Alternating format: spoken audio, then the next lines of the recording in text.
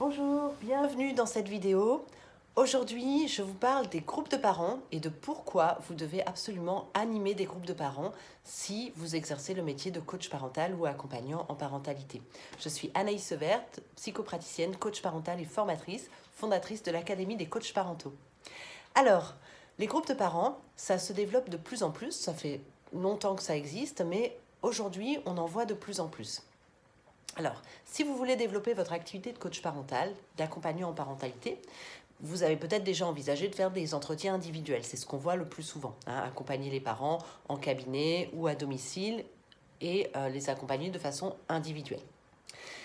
Une autre façon d'accompagner les parents, c'est de les accompagner en groupe. Alors sous forme d'ateliers, soit des groupes qui se réunissent régulièrement, soit des groupes ponctuels sur un thème, par exemple les émotions chez l'enfant, les crises, l'opposition, l'école, les devoirs. Enfin, il y a mille et un thèmes qu'on peut aborder qui touchent et qui concernent et qui intéressent surtout les parents.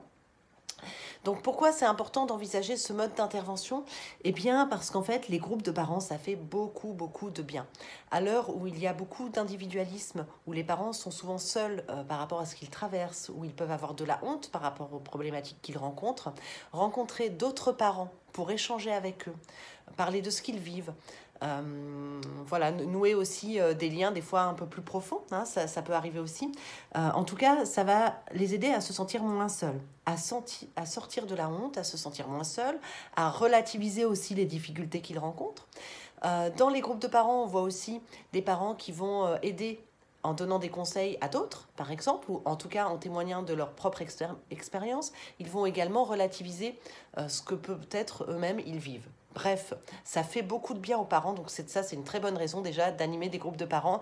Donc si vous avez un petit peu peur, si vous avez de l'appréhension parce que vous n'avez jamais fait ce genre de choses, je vous conseille de vous former, hein, ça s'improvise pas non plus.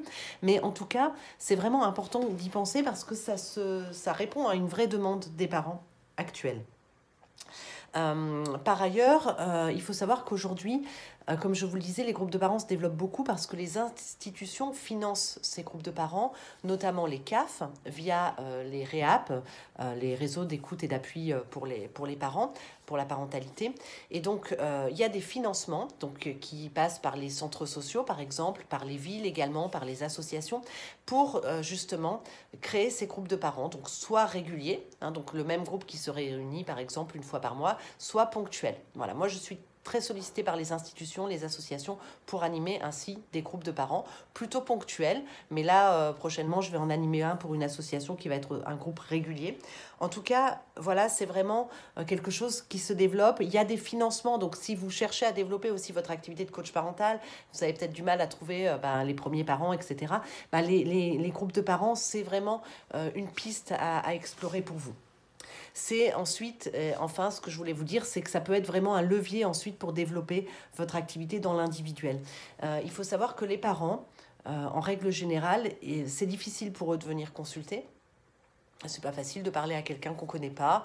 On peut avoir peur d'être jugé, peur que ça serve à rien, etc. Enfin, il peut y avoir vraiment des freins.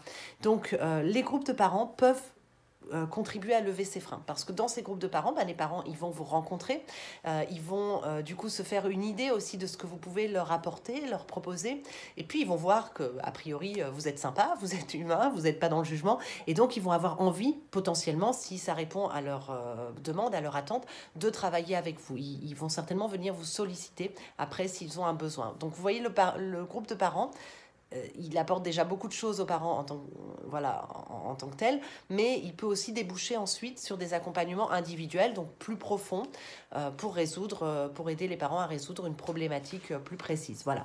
En ce qui me concerne, je trouve vraiment que l'individuel et le collectif, ça se complète, ça se répond l'un l'autre, et qu'on a vraiment besoin des deux pour accompagner les parents. Donc je vous encourage à vous lancer. Pas n'importe comment, surtout formez-vous, préparez-vous, ça s'improvise pas, mais c'est vraiment un levier intéressant à mettre en place auprès des parents. Si vous avez besoin de vous former sur ce sujet de l'accompagnement des parents, en individuel et ou en collectif, moi dans ma formation, je propose les deux. Voilà, je propose une formation globale à l'Académie des coachs parentaux qui vous forme autant pour l'individuel, sur plein de problématiques, que sur le collectif. n'hésitez pas à prendre contact avec moi. Vous pouvez prendre un rendez-vous pour parler de votre projet. Ce sera avec plaisir qu'on pourra en échanger ensemble. Voilà, je vous dis à très vite.